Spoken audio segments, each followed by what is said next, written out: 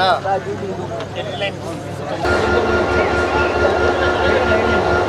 একটা শব্দ হয়েছে পরে আপনি অনেক ভালো ভালো অবস্থা ছিলেন, নাক মুখেতে জড়তেছে, ধরার পরে আপনি আধা পথে একজন লোক বলতেছে ভাই আপনি বগি আগে রাঞ্চি দিচ্ছে আপনার তাড়াতাড়ি নামেন, কোনো লোক নাই।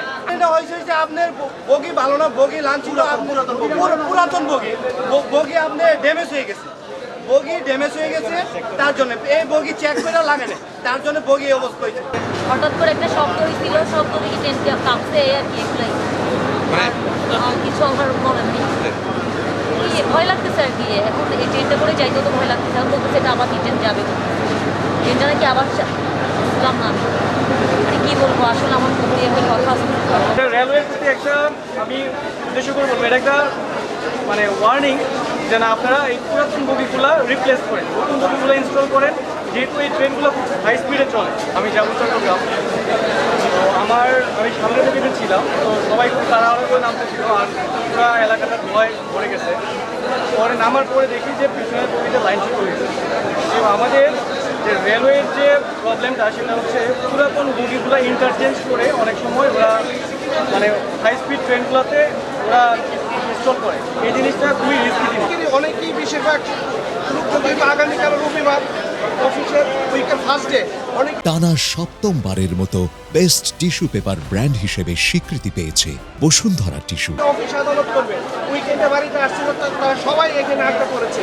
অনেক মানুষ আপনারা দেখতে পাচ্ছেন স্টেশনে প্রচুর লোক আড্ডা করেছে, এবং সবচেয়ে অনেক বাইরের লোক আছে, দেশ বিদেশের অনেক লোকজন আছে। আর সবচেয়ে যেটা পেইনফুল হচ্ছে এখানে অনেক মুরব্বী আছে, মহিলা আছে, এবং রোজার দিন অনেকে সেই রেখার জন্য একটা প্রবলেম হচ্ছে। যে কম্পার্টমেন্টগুলো দিচ্ছে এগুলো একটা ড্যামেজ কম্পার্টমেন্ট, মানে এগুলো যে কোনো সময় জুড়ে যেতে পারে। এই যে যদি অ্যাক্সিডেন্টটা হইতো কতগুলো লোক মারা যেত, এর দায়িত্ব নিত কে? রেলওয়ের যে কর্মকর্তারা আছে তারা এই দায়িত্ব নিবে? একটা লোক যদি মারা যায় তার দায়িত্ব নিবে না। আমরা চাই ভালো এই যে একটা ইন্টারসিটি গাড়ি এখানে ভালো একটা কম্পার্টমেন্ট দাও, ভালো একটা বগিগুলো ভালোভাবে বগি দাও। যে উল্টে গেল বগিটার দুইটা চাক্কা যে পড়েও গেল, ওর জন্য রেলওয়ে কর্তৃপক্ষ সরাসরি দায়ী থাকবে। ড্যামেজ কোম্পানির মালগুলো যে দিচ্ছে, ওরা যে ডাব্বাগুলো পুরান ডাব্বাগুলো লাগাই দিচ্ছে, ওরা কি একটা ডাব্বা চেক করে লাগাইছে? আমি ভৈরব থেকে চট্টগ্রাম যাব, তার মধ্যে ব্রাহ্মণবাড়ি এই অবস্থা। আমি জানালার পাশে দুই হাত দিয়ে পয়সা ছিলাম রানিং গাড়িতে লাভ দেওয়ার জন্য, গাড়ি এরকম অবস্থায় ছিল, প্রায় মানে গাড়িতে মনে হয়েছিল যে আগুন জ্বলে গেছে, এরকম এক ধোয়া, আর পুরা গাড়ি কাঁপুনি শুরু করছে। যদি ব্রাহ্মণবাড়িয়ার বাইরে হতো রানিং অবস্থায়, তো শিওর পাশে এই পিছের ডাব্বাগুলো উল্টে যেত। রেলওয়ে কর্তৃপক্ষকে দাবি জানাই যেন তারা এগুলো ভালোভাবে দেখে, এখানে শত শত মানুষের প্রাণের ঝুঁকি। চট্টগ্রামগামী মহানগর এক্সপ্রেস ব্রাহ্মণবাড়িয়া স্টেশনে ঢোকার সময় ওই ভালিমার ক্লিয়ার করে 1 নম্বর লাইনে প্রবেশ করার সময় আপনার ওই কোচ নাম্বার হলো 6223 জবগি, ওইটার সামনের 4টে চাকা লাইন চলে হয়েছে।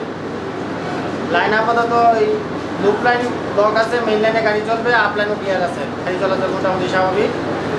এটা কর্তৃপক্ষ অনুমোদন দিলে শান্তি করে আবার চালানোর ব্যবস্থা হবে, হয়তো বা নিষিদ্ধ করে দিতে পারে।